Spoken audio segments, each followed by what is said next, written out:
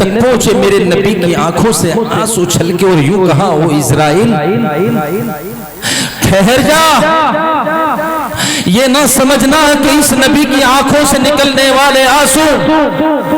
دنیا کی محبت سے نکل رہے ہیں یا موت کے خوف سے نکل رہے ہیں، بس مجھے یہ بتا دے کیا سب کی روح ایسے ہی نکالتا ہے؟ فرمایا نہیں، ایسا نہیں ہے، سب کی روح کو اس کے اعتبار سے، اس کے اعمال کے اعتبار سے نکالا جاتا ہے۔ فرمایا آخری پیغمبر آمنہ کے لخت جگر وجہ تخلیق کائنات حضرت محمد مصطفیٰ صلی اللہ علیہ وسلم نے او اسرائیل جب تو میری گردن کے اوپر پہنچا تو مجھے ایسا محسوس ہوا تو نے احد پہاڑ کے برابر کوئی وزن میرے سینے پہ رکھ دیا ہے۔ او اسرائیل مشرق سے مغرب تک،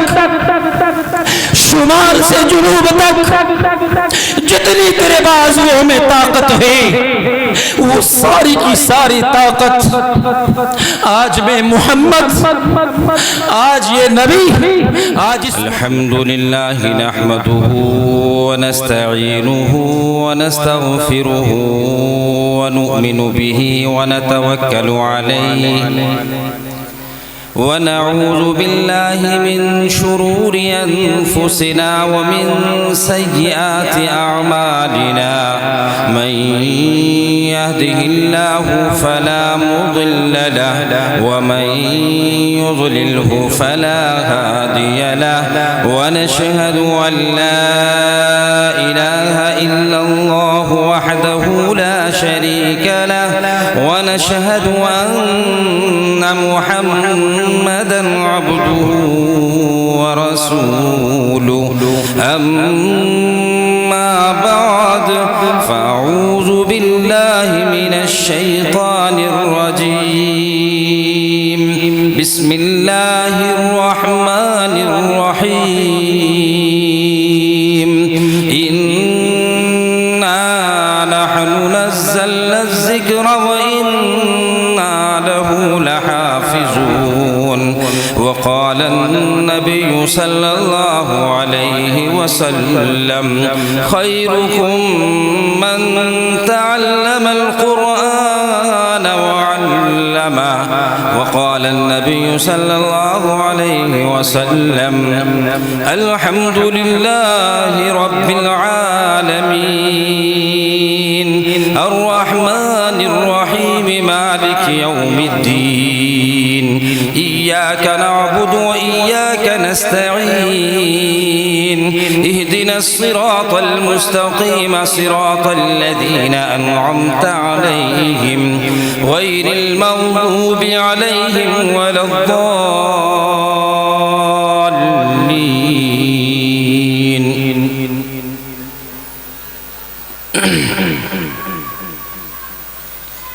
ہے قول محمد قول خدا، یہ فرمان نہ بدلا جائے گا،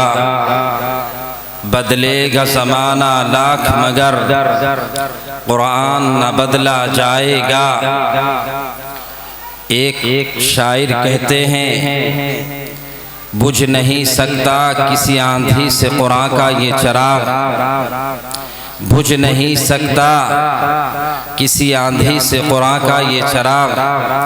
آندھیوں خود ہی آزما لو سامنے میدان ہے۔ صدر محترم، حاضرین جلسہ اور اسٹیج کے اوپر جلوہ افروز اکابرین امت اور آج کے اس جلسے کی مشہور و معروف شخصیت ازہر ہند دارالعلوم دیوبند حضرت مولانا مفتی راشد اعظمی صاحب مد ذلکم العالیہ اور قرب و جوار سے آئے ہوئے مہمانان مکرم و معظم اور پردہ نشین میری ماں اور میری بہنیں، آج کا یہ جلسہ آپ کے مدرسے کا سالانہ جلسہ ہے۔ مدرسہ فیض العلوم کا یہ سالانہ جلسہ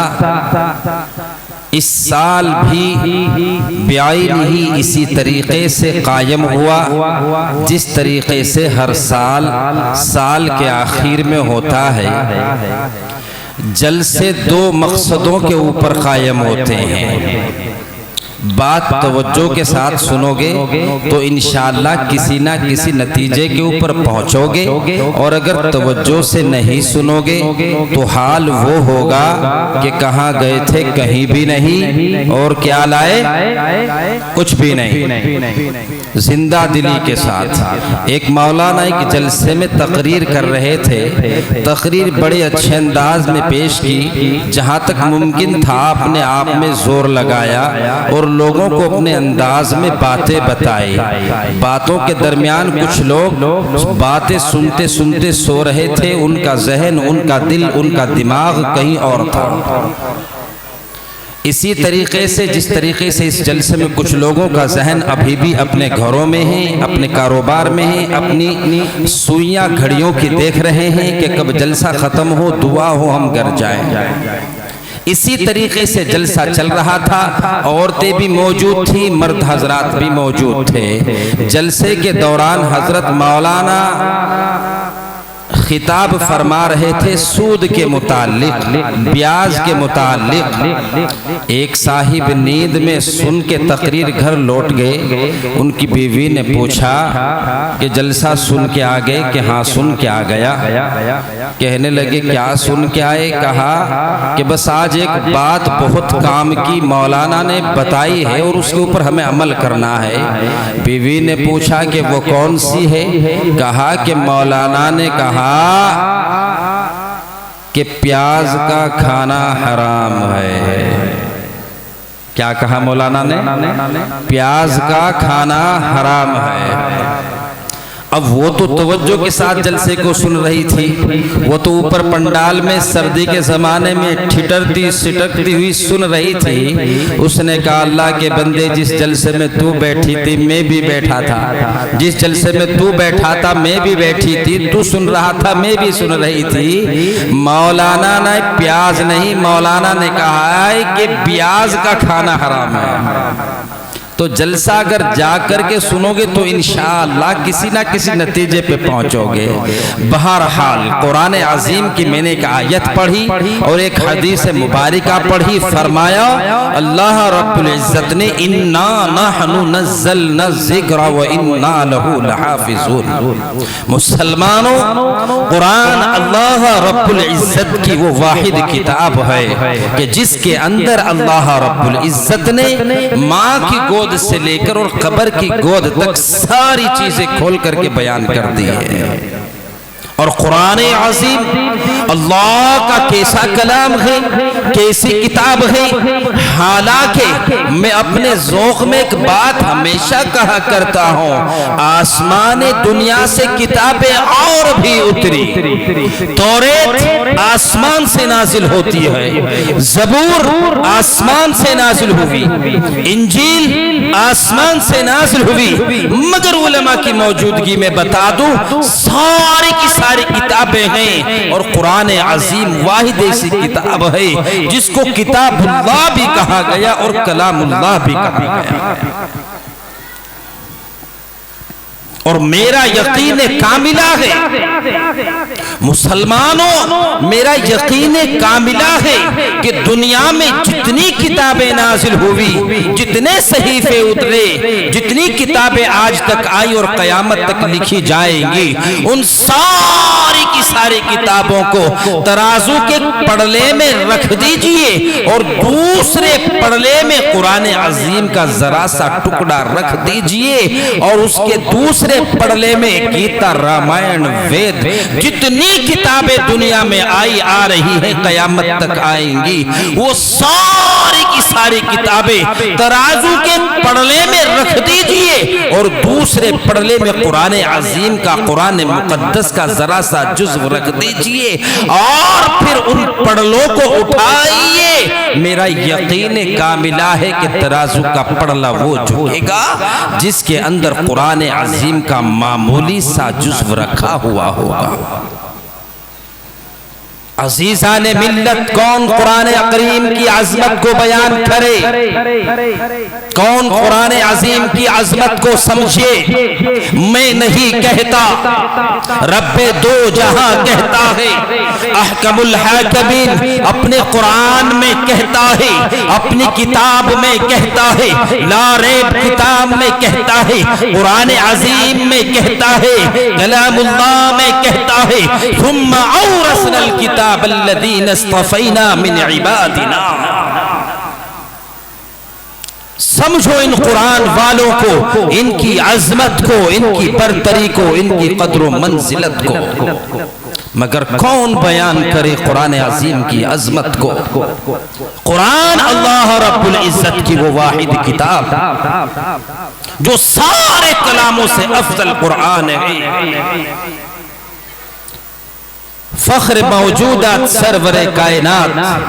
آمنہ کا لخت جگر، وجہ تخلیق کائنات، حضرت محمد مصطفیٰ صلی اللہ علیہ وسلم مسجد نبوی میں تشریف فرما ہے، گردہ گرد صحابہ کرام بیٹھے ہوئے گئے، تعلیم چل رہی ہے، اتنے میں حضرت اسرائیل ملک الموت یعنی موت کا فرشتہ حاضر خدمت ہوا اور میرے پیارے نبی کے کان میں آہستہ سے کچھ کہا اور چلتا بنا۔ میرے نبی نے صحابی سے پوچھا، اے میرے صحاباؤ جانتے ہو یہ کون تھا؟ کون میرے پاس آیا تھا؟ صحاباؤں نے کہا یا نبی اللہ ہم نہیں جانتے ہیں آپ کے پاس کون آیا تھا اور یہ کون تھا اور کیا کہہ کے چلا گیا ہے۔ میرے نبی صلی اللہ علیہ وسلم نے اپنے سامنے سے ایک صحابی کو بلایا اور کہا، اس روایت کو میں نہیں بیان کرتا، امام رازی رحمت اللہ علیہ اس روایت کو بیان کرتے ہیں، کہتے ہیں اے میرے صحابی میرے پاس آ۔ ایک صحابی اٹھا اور میرے نبی کے پاس آیا اور کہا یا نبی اللہ کیا حکم ہے؟ کہا جانتا ہے کون آیا تھا؟ کہا یا نبی اللہ نہیں جانتا، آپ جانتے ہیں، اللہ جانتے ہیں، میں نہیں جانتا۔ میرے نبی نے کہا او میرے جان نثار صحابہ، اے میرے جگر کے ٹکڑے، یہ ملک الموت تھا، یہ موت کا فرشتہ تھا اور مجھے یہ خبر دے کے گیا ہے کہ بہت جلد عن قریب میں تیرے اس صحابی کو لے کے چلا جاؤں گا اور اس کی روح کو قبض کر لوں گا۔ آپ تصور کیجئے اگر آپ کو یہ پتہ لگ جائے، مجھے یہ پتہ لگ جائے کہ میری موت اب سے 2 گھنٹے کے بعد آئے گی، خدا کی قسم مفتی احمد صاحب آپ کو اگر بیڑیوں میں باندھنا چاہے نہیں رکو گے، گھر بھاگو گے، اپنی ماں کے سینے سے لگو گے، او میری بوڑھی ماں مجھے معاف کر دینا، مجھے 2 گھنٹے کا وقت ملا ہے، او میری بیوی میں نے تیرے ساتھ جتنا وقت گزارا ہے اس میں غلطی خامیاں ہوئی ہوں گی، مجھے معاف کر دینا۔ او میرے بیٹو آؤ، میں نے تمہاری پرورش کی ہے، مجھے معاف کر دینا، آؤ میرے حجانشین میرے پاس آؤ، یہ گھر تیرا، یہ دکان تیری، یہ مکان تیرا، یہ جائیداد تیرا۔ ذرا تصور کیجئے اگر یہ عالم، یہ خبر کا عالم مجھے اور آپ کو مل جاتا ہم گھر بھاگتے، مگر یہ نبی کا پس مردہ ہے، یہ نبی کے اوپر جان نچھاور کرنے والا صحابی رسول ہے، یہ نبی کا عاشق ہے، یہ نبی کا دم بھرنے والا ہے، کہتا ہے یا نبی اللہ، امام رازی رحمت اللہ علیہ نقل کرتے ہیں یا نبی اللہ اگر میری موت کا وقت اتنا قریب ہے کہ میں عن قریب یہاں سے چلا جاؤں گا، میری موت آ جائے گی، میرے گھر پہ کوہرام مچ جائے گا، تو یا نبی اللہ مجھے گھر پسند نہیں ہے، مجھے بازار پسند نہیں ہے، مجھے کھیت کھلیان پسند نہیں ہے، مجھے تجارت پسند نہیں ہے۔ یا نبی اللہ مجھے کوئی عمل ایسا بتا دیجئے کہ جس وقت میں اس دنیا سے جاؤں میرا اللہ رب دو جہاں، وہ احکم الحاکمین، جس نے ساری دنیا کے نظام کو بنایا، جس نے چاند کو بنایا، جس نے سورج کو بنایا، جس نے کائنات کے ذرے ذرے کو بنایا، میں یہ چاہتا ہوں میرے نبی جب میری روح اللہ سے ملے تو میں یہ چاہتا ہوں کوئی عمل ایسا ہو کہ میں دوزخ سے بچ کر جنت میں چلا جاؤں۔ او میرے بھائیو، امام رازی رحمت اللہ علیہ نقل کرتے ہیں اور واقعہ بیان کرتے ہوئے لکھتے ہیں اور کہتے ہیں، وہ نبی کا پس مردہ کہتا ہے یا نبی اللہ مجھے کوئی عمل بتا دیجئے۔ غور سے سنو، توجہ سے سنو، اپنے سینوں پہ ان الفاظوں کو لکھو۔ میرا نبی کہتا ہے، اے میرے جانثار صحابی، اگر تو یہ چاہتا ہے کہ دوزخ سے بچ کر جنت میں چلا جائے، اللہ کی قسم مفسرین یہ بیان کرتے ہیں اگر میرا نبی اس وقت چاہتا تو یہ بھی کہہ سکتا تھا، اے میرے صحابی 2 رکعت نماز نفل پڑھ لے، اے میرے صحابی اللہ کے حضور سجدے میں چلا جا، اللہ کے حضور کھڑا ہو کے لمبی رکعت شروع کر دے۔ مگر میرے نبی نے کہا، اے میرے صحابی اگر تو یہ چاہتا ہے، اگر تو یہ چاہتا ہے کہ تو دوزخ سے بچے اور جنت میں سیدھا جائے تو یہ مسجد نبوی کا سما ہے، یہ چند صحاباؤں کی جماعت ہے، مسجد نبوی کے طاق میں سے قرآن کو اٹھا لے تو قرآن پڑھتا چل اور میں قرآن پڑھاتا تجھے چلتا ہوں۔ کون بیان کرے قرآن کی عظمت کو؟ حال تو یہ ہے کہ یہ قرآن عظیم آج طاقوں میں سجایا جانے لگا ہے، یہ قرآن عظیم آج تعویذوں میں پلایا جانے لگا ہے۔ قرآن یاد تب آتا ہے جب کسی کے یہاں انتقال ہو گیا، مولانا بچوں کو بھیج دیجئے، مولانا ہمارے یہاں 10-20 بچوں کو بھیج دیجئے، یاسین کی تلاوت ہو جائے گی، قرآن خوانی ہو جائے گی، اور مولانا تم دعا کراتے نا۔ او میرے بھائیو، قرآن اس لیے نہیں آیا تھا، قرآن رشد و ہدایت کی کتاب ہے، قرآن آپ کے مسئلوں کا حل کرانے آیا تھا۔ جب تمہیں کوئی پریشانی گھیر لے تو قرآن کھول کر کے دیکھ، تیری ساری پریشانی کا مسئلہ قرآن عظیم میں ہے۔ مگر آج ماں باپ اپنے بچوں کو مدرسوں میں 2-4 منٹ، آدھا گھنٹہ، 1 گھنٹہ صبح کے وقت بھیج دیتے ہیں، مسجدوں میں آدھا گھنٹے کے لیے بھیج دیتے ہیں، اور آدھے گھنٹے میں امام صاحب ان کو کیا پڑھائے کیا نہ پڑھائے، اور امید یہ کرتے ہیں کہ بس یہ ڈگری حاصل کر لے، اور ہندوستان کے مشہور کالجوں میں اپنے بچوں کا داخلہ دے دیتے ہیں۔ او نوجوان بزرگوں اور عزیز ساتھیوں، پردہ نشین میری ماں اور بہنوں، میں منع نہیں کرتا آپ انگلش میڈیم میں اپنے بچوں کو نہ بھیجیں، ہر حال میں بھیجیں، مگر پہلے اپنے بچوں کی اور اپنی بچیوں کی بنیاد کو مضبوط کر لیجئے، نہیں تو پھر آپ کے بچے بھی مرتد ہونے کے دہانے پہ ہی، آپ کی بچیاں بھی آج کے زمانے میں ہزاروں کی تعداد میں، مہینے 2 مہینے 4 مہینے 6 مہینے میں ہزاروں بچیاں آج مرتد ہو رہی ہیں، آج ان کا کوئی پرسان غال نہیں ہے، اس لیے کہ ان بچیوں کی، ان بچوں کی آپ نے جو بنیاد رکھی تھی وہ مضبوط نہیں رکھی تھی۔ ہاں آپ نے اپنے بچوں کو اسکول میں، انگلش میڈیم اسکول میں بھیجا ضرور ہے، اور انگلش میڈیم اسکول میں جب آپ کا بچہ جاتا ہے وہاں کی میڈم آتی ہے، وہاں کے ٹیچرز آتے ہیں اور اس کو دوپہر کا سلام سکھاتے ہیں، صبح کا سلام سکھاتے ہیں، اور کہتے ہیں کہ بیٹا جب صبح ہوتی ہے تو صبح کا سلام گڈ مارننگ کرنا، جب دوپہر 2 بج جاتے ہیں جب تم اپنے گھروں کو لوٹو گے تو تم ان کو یہ کہنا گڈ آفٹر نون، یہ دوپہر کا سلام ہے، اور جب شام میں کوچنگ سینٹر سے پہنچو گے تو اپنے ماں باپ کو کہنا کہ گڈ ایوننگ، یعنی صبح کا سلام بھی انگلش میں، دوپہر کا سلام بھی انگلش میں، شام کا سلام بھی انگلش میں، انگلش میڈیم میں۔ اب ماں بھی خوش ہے، اب باپ بھی خوش ہے، میرا بچہ 10 روپے کو 10 روپیز بولتا ہے، 20 روپے کو 20 روپیز بولتا ہے، 100 روپے کو 100 روپیز بولتا ہے، اور دیکھو تو میرا بچہ انگلش میں سلام کرتا ہے۔ ہائے ماں پھولے نہیں سماتی ہے۔ او میرے بھائیوں، اس پہ دوپہر کا سلام انگلش میں آیا، یہ کمال نہیں ہے۔ صبحوں کا سلام انگلش میں آ گیا، یہ کوئی کمال نہیں ہے۔ شام کا سلام انگلش میں آ گیا، کوئی کمال نہیں ہے۔ کمال تو یہ ہے اگر آپ کا یہ بچہ صبح ہوتی، آپ کا بچہ اٹھتا،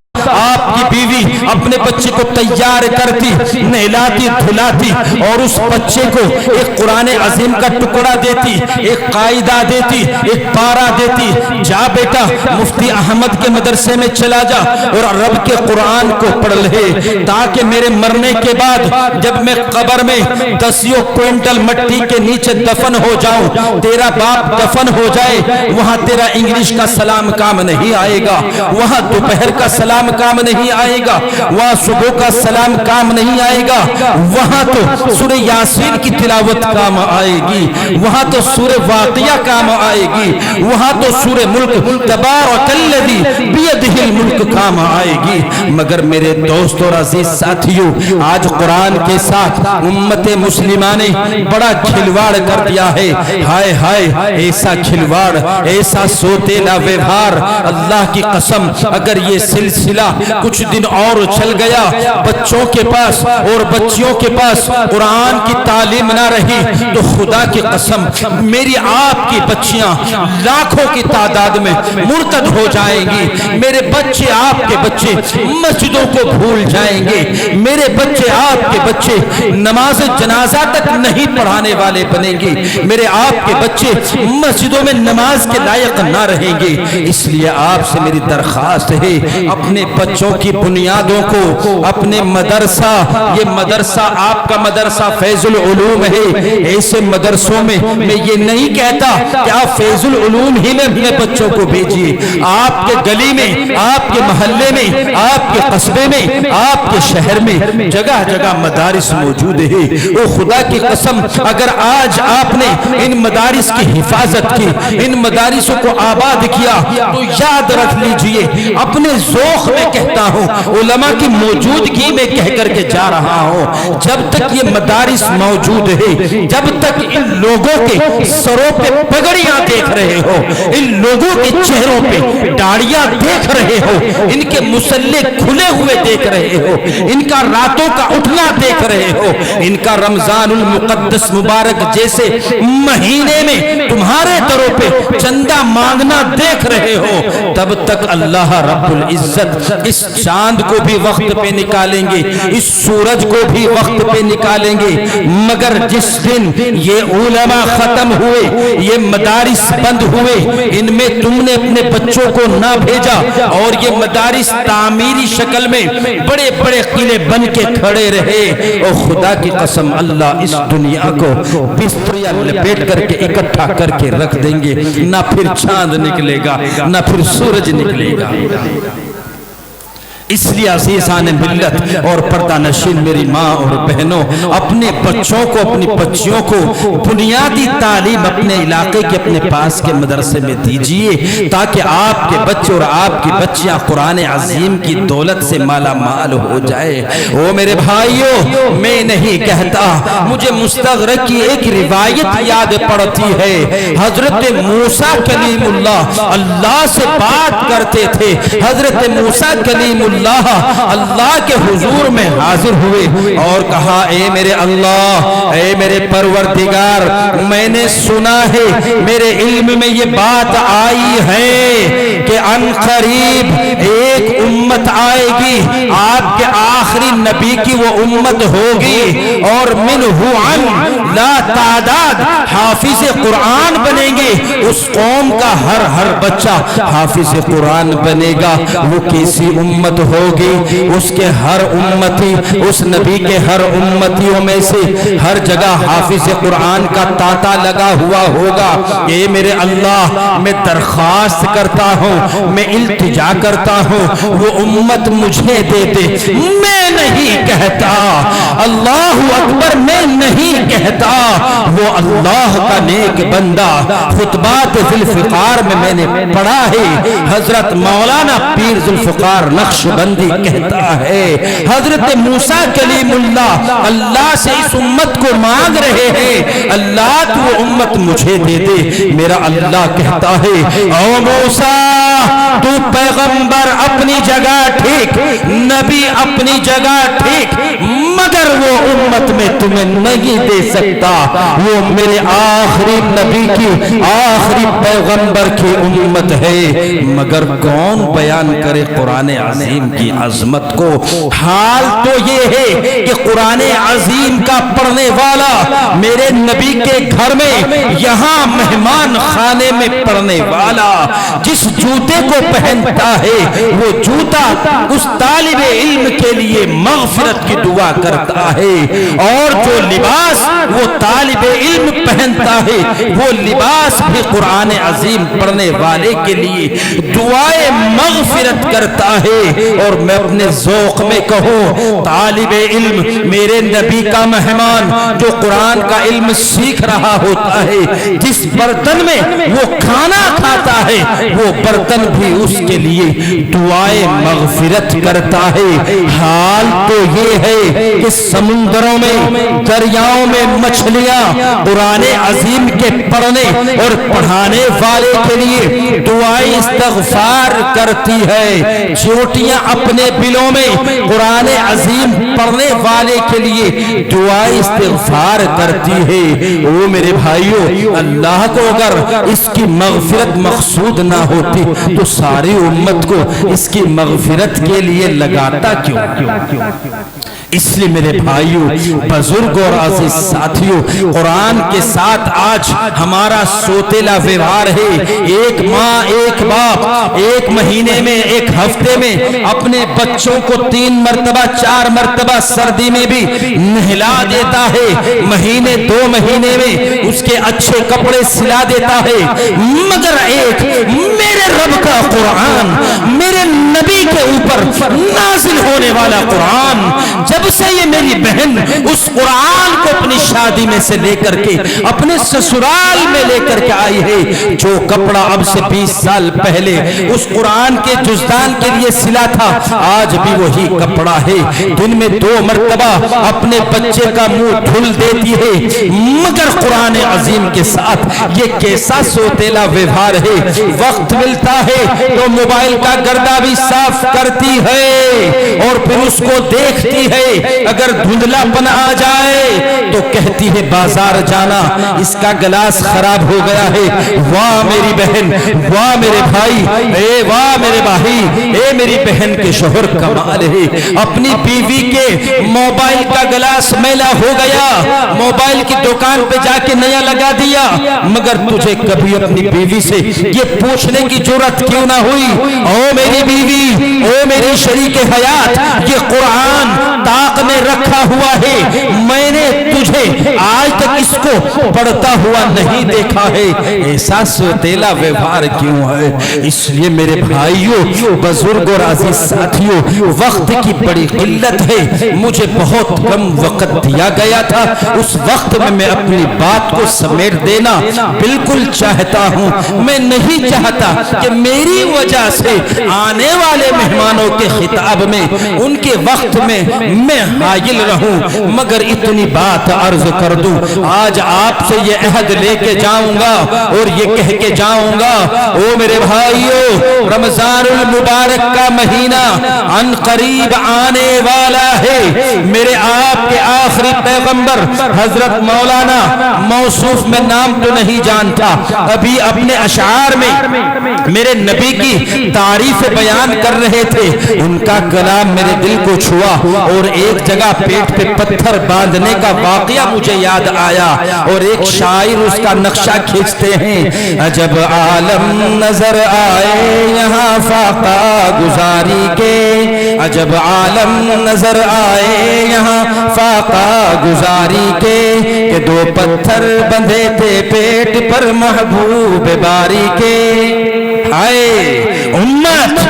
میدان محشر قائم ہے، سارے کے سارے نبی یا رب نفسی یا رب نفسی پکار رہے ہیں، مگر اس شرح ثانی کے عالم میں پیچھے سے ایک آواز آئے گی، یا رب امتی یا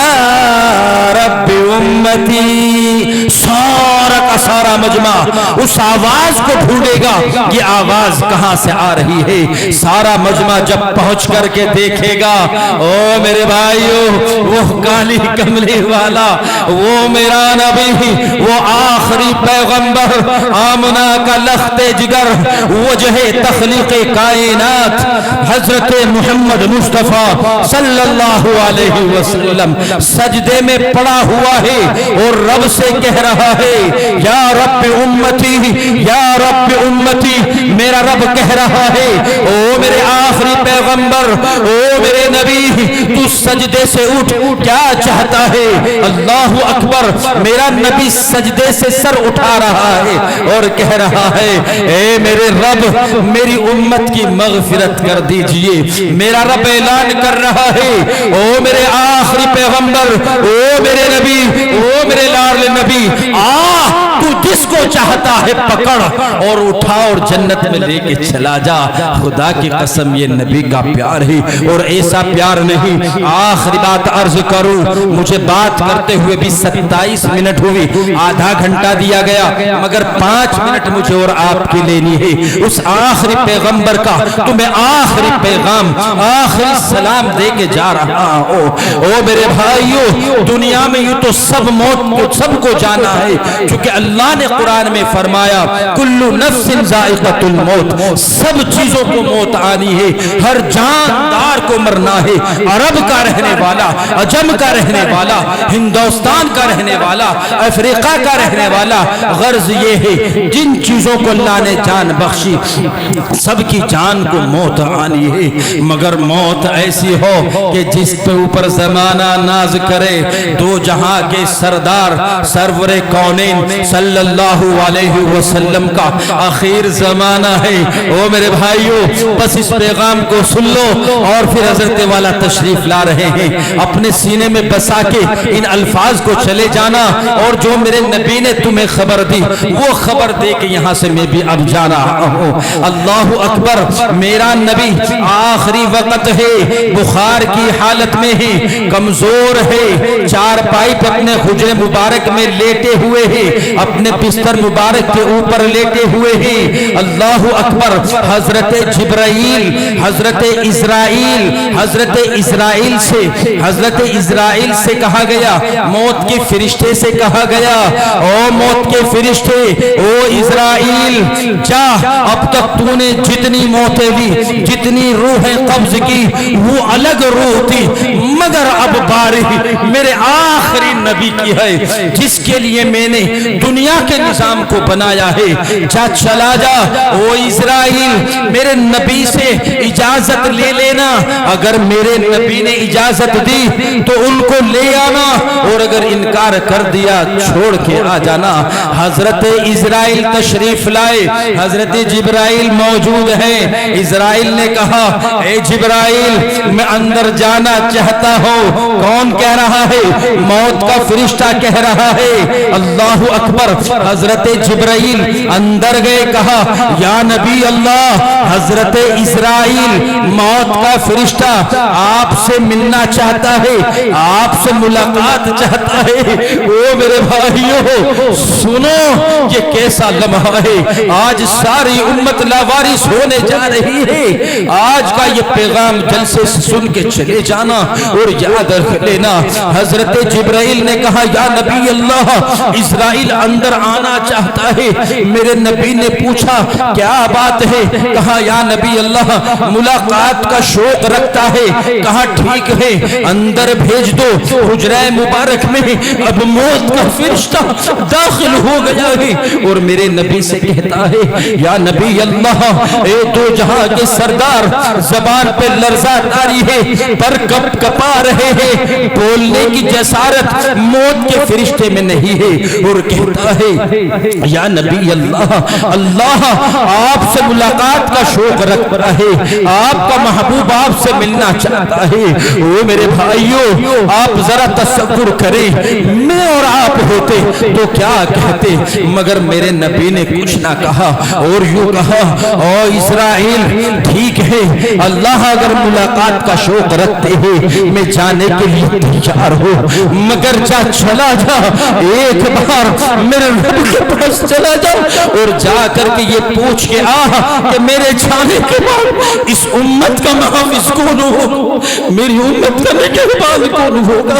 اس امت کا وارث کون ہوگا۔ او میرے بھائیوں راوی روایت کرتے ہیں حضرت اسرائیل سے رکا نہ گیا، اپنے الٹے پاؤں لوٹا اور اللہ کے حضور جا کر کے کہا اے میرے اللہ وہ آپ کا محبوب یہ معلوم کرنا چاہتا ہے کہ میں آنے کے لیے تیار ہوں، مگر میرے جانے کے بعد میری امت کا محافظ کون ہوگا۔ او میرے بھائیوں ذرا تصور کریے آپ نے اپنی بیویوں کا ذکر نہ کیا، اپنے بیٹیوں کا ذکر نہ کیا، اپنے صحاباؤں کا ذکر نہ کیا، اپنی امت کا ذکر کیا۔ حضرت اسرائیل اللہ اکبر اللہ کی محبت بھی دیکھیے، اللہ نے فرمایا او اسرائیل خوشخبری ہو خوشخبری ہو۔ میرے نبی کی آنکھوں سے آنسو چھلکے اور یوں کہا او اسرائیل ٹھہر جا،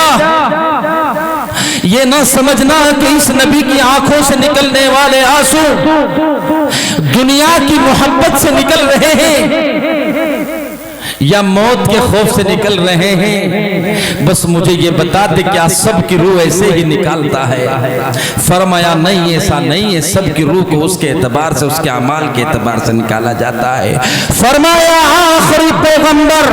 آمنہ کے لخت جگر وجہ تخلیق کائنات حضرت محمد مصطفیٰ صلی اللہ علیہ وسلم نے او اسرائیل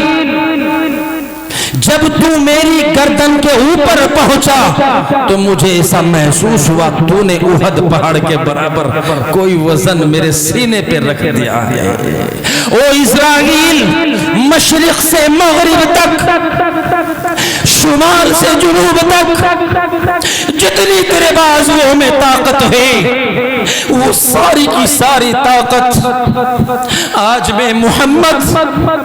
آج یہ نبی، آج اس محمد کے اوپر ساری کی ساری طاقت لگا دے، مگر جب کسی میرے ماننے والے امتی کے پاس جائے اور اس کی روح نکالے اس کو تکلیف نہ ہونا چاہیے۔ یہ نبی کی امت اور میرے نبی نے آخری پیغام دیا کہ میری امت کو سلام کہہ دینا۔ آج یہ سلام جب سے اب تک چل رہا ہے اور قیامت تک چلتا رہے گا، یہ آپ کے نبی کی محبت کا حال ہے، اور اسی نبی کے گھر میں آپ جلسے میں آئے ہو، اگر اس نبی کے گھر کو تم نے آباد نہ کیا، ان کو ویران چھوڑا، ان کو تنہا چھوڑا، تو خدا کی قسم وہ نبی کیا نہیں پوچھے گا اے میرے امتی تیرے لیے اپنے دادوں کو شہید نہیں کرایا، اے میرے امتی اپنے چچا کے کلیجے کو نہ چھپوایا، اپنے حسین و حسین کے سروں کو نیزے پہ نہ لٹکایا، اپنے جان نثار صحابوں کو شہید نہ کرایا، کیا جواب دو گے؟ اس لیے میرے بھائیو بزرگوں راضی ساتھیوں آج یہ گھر میرا گھر نہیں ہے، مفتی احمد کا گھر نہیں ہے، آج یہ گھر اللہ کا ہے، اس کے رسول کا ہے، اور یہ چیخ چیخ کر کے کہہ رہا ہے او لوگوں مجھے آباد کرو، اگر مجھے آباد نہ کیا تو نسلوں میں کوئی اذان کا دینے والا نہ ملے گا، مجھے آباد نہ کیا نماز کا پڑھانے والا نہ ملے گا، مجھے آباد نہ کیا جنازہ پڑھانے والا نہ ملے گا۔ حال یہ ہوگا کہ تمہاری آنے والی نسل یہ کہیں گی کہ قرآن کوئی کتاب ہوا کرتی تھی، اس لیے اس کو سب آباد کرو گے؟ کہو انشاءاللہ، ہاتھ اٹھا کر کے کہو، ہاں ہاتھ نیچے کرو۔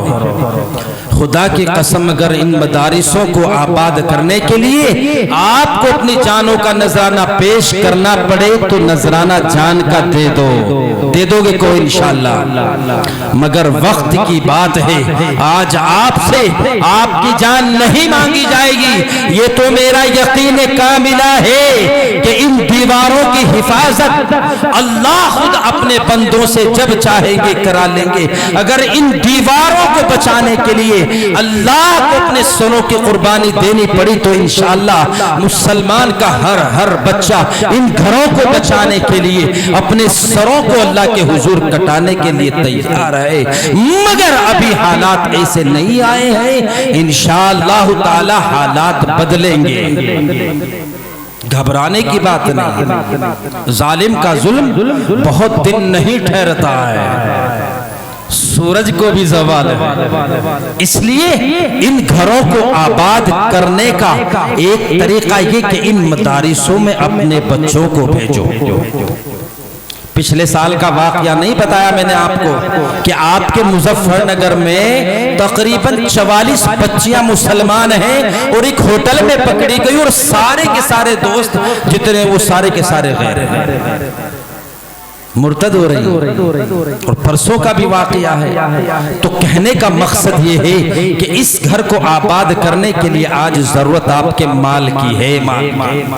اور مال آپ کا 1 لاکھ نہیں چاہیے، آپ کا سونا نہیں چاہیے، آپ کی چاندی نہیں چاہیے، یہ اتنا بڑا مجمع ہے، نبی کے مت والوں کا مجمع ہے، اللہ کے گھر کی حفاظت کرنے والوں کا مجمع ہے، نبی کے گھر کی حفاظت کرنے والوں کا مجمع ہے۔ اس پورے مجمع میں جب یہاں صبح آیا میں نے کچھ معلوم کیا، مجھے مولانا نے کچھ تقاضے بتائے، مساجد کے دروازے، جنازے کی نماز یہاں ہوتی اس کے لیے انتظامات، شولن لائٹ کا انتظامات، اوپر کی منزل کا انتظامات،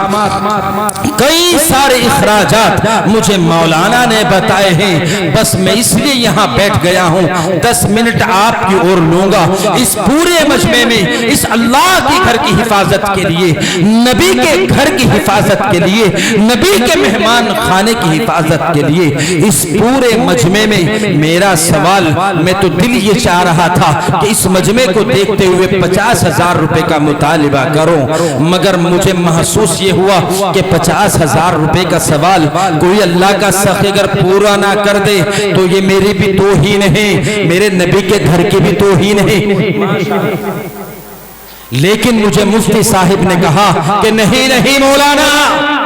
آپ چھوٹی بات نہ کرنا، یہ مڈھالا کا جلسہ ہے، اس علاقے کے لوگ اپنی مال کا بھی اور جان کا بھی نذرانہ اچھی طریقے سے دینا جانتے ہیں۔ مولانا آپ کو اجازت ہے اگر آج آپ 1 لاکھ روپے کا بھی مطالبہ کرو گے تو انشاءاللہ 1 لاکھ روپے کا مطالبہ ہوگا، مگر میں 1 لاکھ کا نہیں، 80,000 کا نہیں، 70,000 کا نہیں،